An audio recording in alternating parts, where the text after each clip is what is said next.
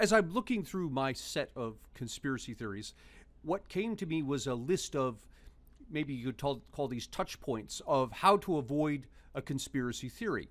And I've got four. Look for motivations, look for evidence, look for perspective, and look for what's probable. I'll give you an example of each of these, but I'll start off with the oil companies. For a long time, I can remember this back in the 70s when we had the oil crisis. The argument was that there were plenty of technologies, there was technology out there, there were inventions that would enable cars to get 200 miles to the gallon. But my favorite one was that the oil companies have a patent on the design for a car that would run on water. Right. But somehow the evil oil companies get hold of the rights to this technology and sit on it so that we would buy more gas.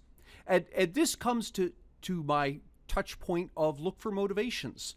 What motivation would an oil company have to do that? Look, if I'm Exxon and I know that there's a time coming not too far into the future where gasoline-powered cars are going to be replaced by electric cars and I'm going to have a problem, I'm going to be out of business. If I had a technology that enabled cars to make 200 miles to the gallon, I wouldn't sit on it. I'd be licensing it to the car companies to make a ton of money to make up.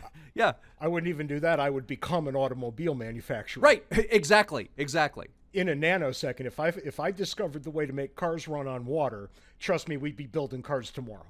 There's a conspiracy theory going around about COVID. Pew Research conducted a poll of Americans. 30% of Americans, this was back in April, believed that COVID was engineered as a biological weapon whose purpose it was to cull the elderly from the population. Let's look for motivations and look for a little perspective here. Why would you want to weed out the elderly? Well, in the United States case, we could reduce Social Security costs. Okay, so far, we've had 130,000 COVID deaths. And let's suppose, to be generous, that all 130,000 of those were the elderly. The average Social Security check is $18,000 a year. If the average elderly person were to live for another 20 years, COVID deaths would save Social Security around $47 billion over the next 20 years. A lot of money, but the shutdown cost us $3 trillion. 60 trillion, times what Social Security would save.